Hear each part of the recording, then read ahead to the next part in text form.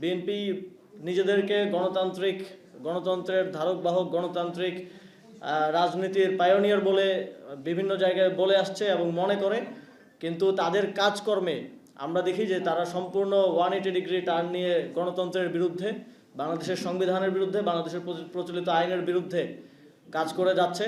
আমরা খুবই শঙ্কার সাথে গতকালকে আমরা আমাদের শঙ্কা প্রকাশ করেছি নির্বাচন কমিশনের একপাক্ষিক বা বিশেষ কোনো গোষ্ঠীর প্রতি বিশেষ আচরণের, এবং এই নির্বাচনটাও আমরা বিগত যে 3টা নির্বাচন দেখেছি সেই নির্বাচনগুলোর কিছু লক্ষণের দিকে যাচ্ছে বলে আমরা শঙ্কা প্রকাশ করেছিলাম। এবং আজকে সেই বিষয়ে আরও অনেক কিছু পরিষ্কার হয়েছে এবং অনেক কিছু আজকের যেই আপিল শুনানি তার মধ্য দিয়ে আরও শঙ্কার জন্ম দিয়েছে আমাদের মধ্যে।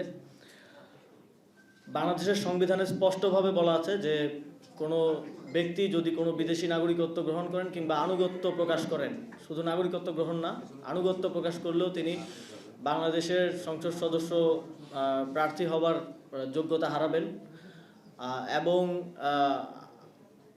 এরপরেও আমরা দেখলাম যে অনেকেই দ্বৈত নাগরিকত্ব থাকা সত্ত্বেও নির্বাচন কমিশনে গিয়ে গুন্ডামি করছেন।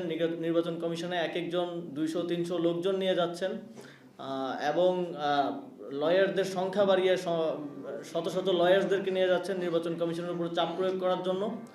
এবং আমরা দেখতে পাই যে নির্বাচন কমিশনও নানা ধরনের ইন্টারপ্রিটেশন, নানা ধরনের ফাঁকফোকর দিয়ে তাদেরকে বৈধতা দানের এক ধরনের নির্বাচন কমিশনেরও আমরা প্রবণতা দেখতে পেয়েছি, যেটা আমাদের দেশের জন্য, আমাদের দেশের সংবিধানের জন্য, নির্বাচন ব্যবস্থার জন্য এবং সর্বোপরি গণতন্ত্রের জন্য অশনি সংকেত।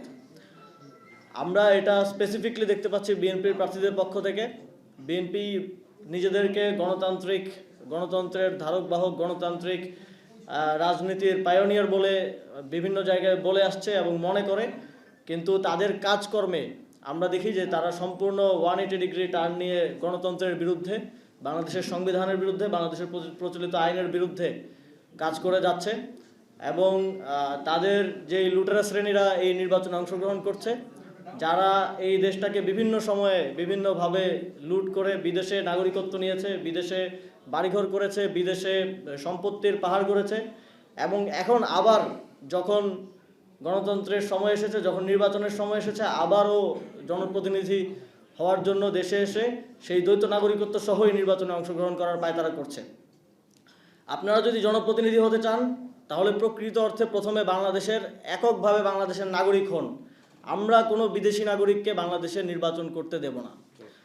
আমরা কোনোভাবেই, যদি নির্বাচন কমিশন এক্ষেত্রে সংবিধান লঙ্ঘন করার কিংবা কোনো ধরনের ইন্টারপ্রিটেশন দেওয়ার কিংবা কোনো ফাঁকফোকরের মধ্য দিয়ে তাদেরকে এখতিয়ার বহির্ভূতভাবে তাদের প্রার্থিতা বৈধ করার কোনো চেষ্টা করে, তাহলে আমরা একই সাথে আইনি লড়াই লড়ব এবং একই সাথে রাজপথেও নামব। আমরা এই নির্বাচন কমিশনকে সর্বোচ্চ সহযোগিতা করে আসছে প্রথম দিন থেকে, এবং আমরা বিভিন্ন জায়গায় তাদের অনেক ঘাটতি সত্ত্বেও তাদের এই যে একপাক্ষিক অবস্থান নেওয়াটা, সেটা আমরা একদম যাচাই বাছাইয়ের পর্যায় থেকে দেখে আসছি। তারপরেও আমরা চেষ্টা করছি তাদেরকে সময় দেওয়ার, সুযোগ দেয় যাতে তারা এগুলো ঠিক করে নেয়। কিন্তু আজকের যেই ঘটনাগুলো ঘটেছে এবং আগামীকালকে আবার এফিডেভিটের মাধ্যমে বিদেশি নাগরিকদেরকে বাংলাদেশের নির্বাচন করার সুযোগ দেওয়ার যেই কথাগুলো আমরা শুনেছি, তারপরে আমরা তাদেরকে আর কোনো ধরনের সুযোগ দিব না। আগামীকাল যদি আমরা দেখি যে কোনো ঋণ খেলাপি, কোনো দ্বৈত নাগরিকত্বধারী কেউ নির্বাচন করার যোগ্যতা পাচ্ছেন, সেটা যে শর্তেই হোক, যে ইন্টারপ্রিটেশনের মধ্য দিয়েই হোক, আমরা সেটার বিরুদ্ধে রাজপথে নামব। আমরা সেটার বিরুদ্ধে আমাদের পরবর্তী আইনি লড়াই চালিয়ে যাব।